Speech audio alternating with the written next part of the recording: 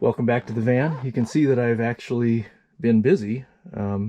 After I finished yesterday, I decided to make use of the daylight that I still had, and I came out and I started placing things and attaching things.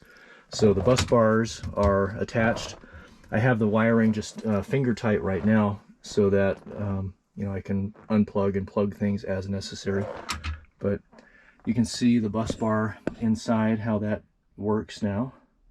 And then that just covers it up. I need to grab the battery charger, the DC to DC, and make sure that the dip switches are set correctly for my lithium batteries and the charge profile. But just kind of like we talked about yesterday, I have the inbound wiring that goes underneath there. The battery feeds the breaker, which then feeds the main bus bar, and then the negative line feeds the negative bus bar.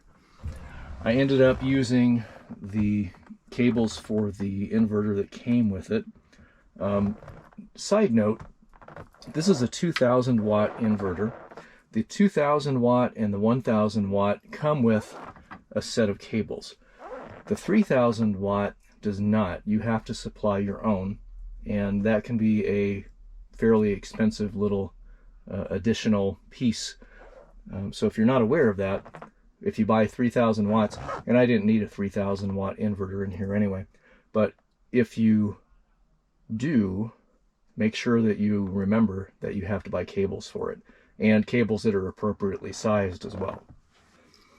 This is an outlet that was attached here for powering the original DC converter. So I may remove that completely. I'm thinking of undoing all of this wire loom and stuff and just making sure that I have everything that doesn't belong. I don't want to just cut and cap things unless it's going to be an issue to completely remove it. So I'll see. I'll probably get into that and make a decision how I'm going to handle it.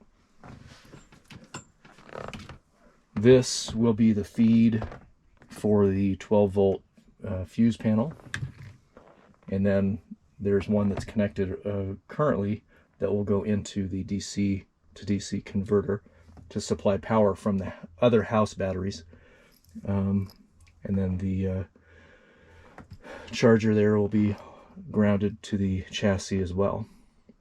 And the box is actually going to go from side to side completely, so you won't see any of that at all. And I have gray carpeting for it, so it will look, at least somewhat appropriate. So with that, I'm going to get started. I don't really have anything else to show you right now, so once I get things a little further along in the process, I will let you know. Might even be able to power this up today. Solar, I'll probably save for another day, because I haven't quite decided how I'm going to do that yet. And it's functional as it is right now. So I'll probably just leave it, at least for the time being. So I'm going to get to work. All right, just a quick status update. I've been concerning myself with creating the lugs and wiring for the DC converter. So I have it plugged in. So this is the line coming from the relay up front.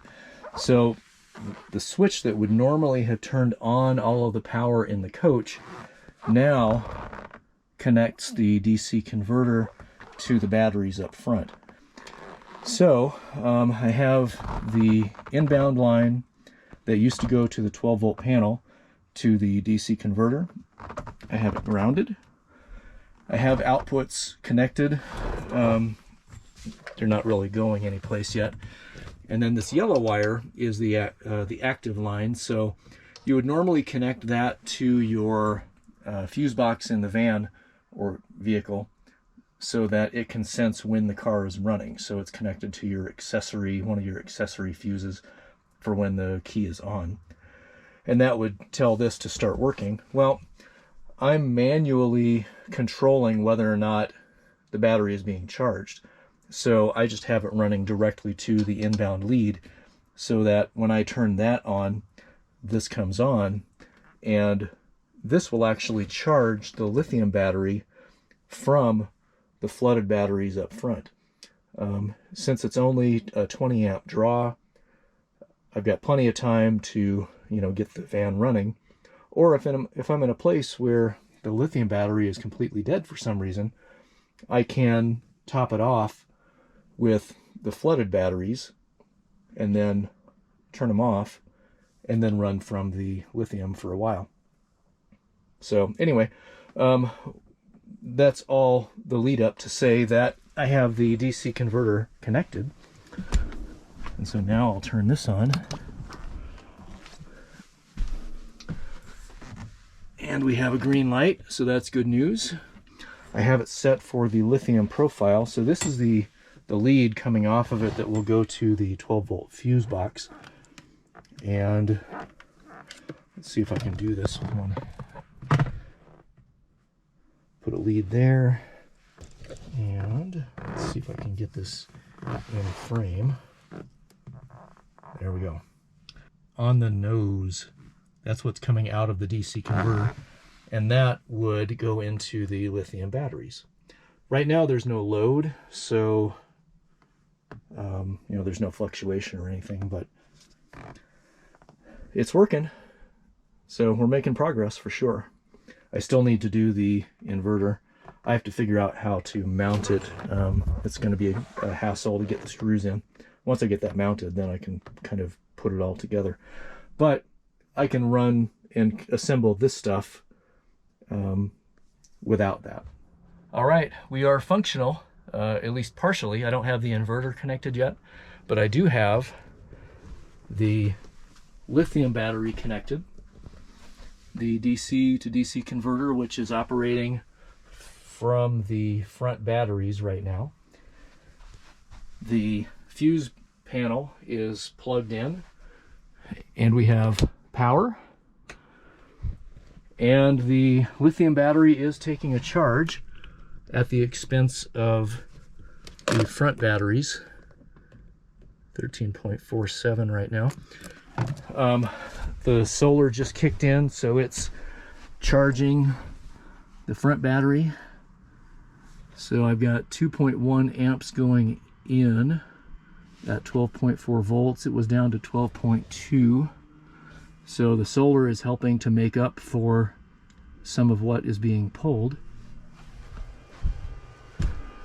I hear fans going.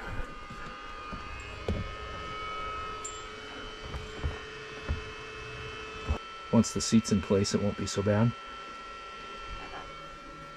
13.49. So it's working. And I mean, it's probably pulling a full 20 amps. I've got good solar going in. The sun is coming out a little bit. So I'm going to let this run for a while. See what I get for a charge state on the lithium. But so far so good. There's no actual heat coming out of that. It's just cooling fans. You can hear them ramping up based on the load. 13.5 now. I'm going to let that run for a few minutes. I might start the van just to try it out. So now, here's the breaker. So if I disconnect it, we lost power.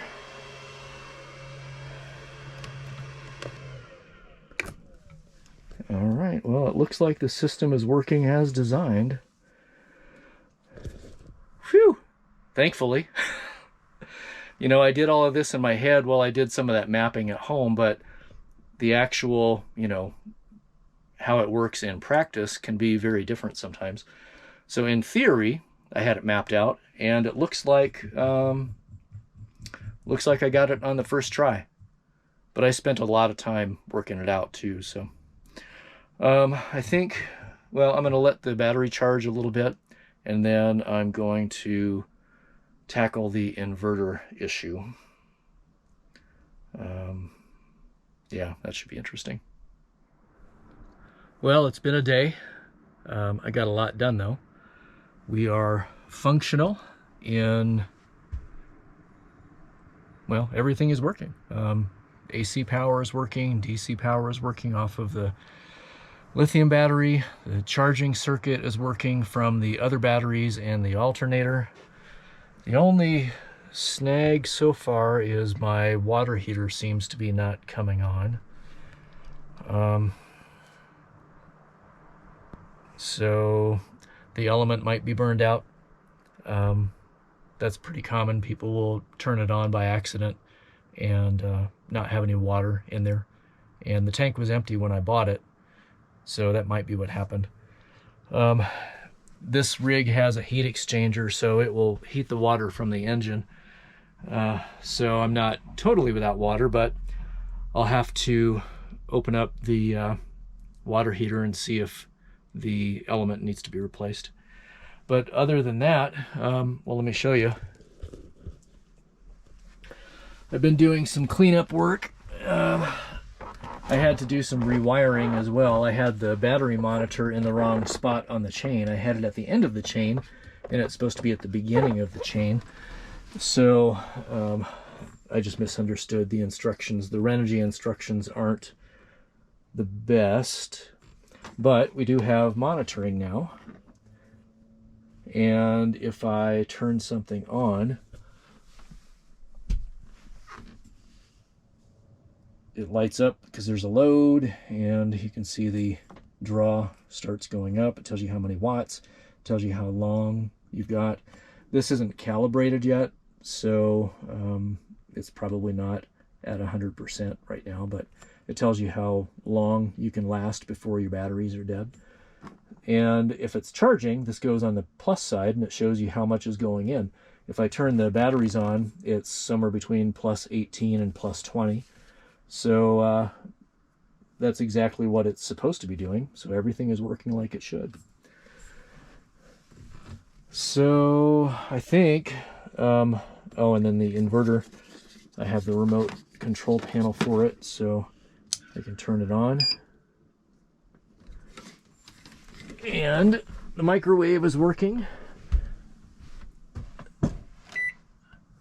I also have a switch that I'm going to put in on the plug. It's a remote switch with a little button so that when I turn the inverter on, the microwave doesn't just automatically start sucking power. I'll keep it off until I want it to be on. So that'll be a little side project. It's not a big deal. Just have to take the microwave out and plug that thing in. But we're looking good. And then, you know, I still have to build the enclosure for the battery there. Everything seems to be working well. I'm just beat. It's been a long day. I spent the day hunched down working on this thing, so my feet and my legs are sore, and come to think of it, I skipped lunch. So I'm going to go in, and again, I don't know what time it is, but I'm going to go in and make something to eat. So that's day 2. We're just about finished. I have to mount the control panels in the wall here, and then the solar will be a separate project, but for now everything is working, and I'm gonna take the victory and go and relax. So with that, stay tuned, and until next time, have a great day.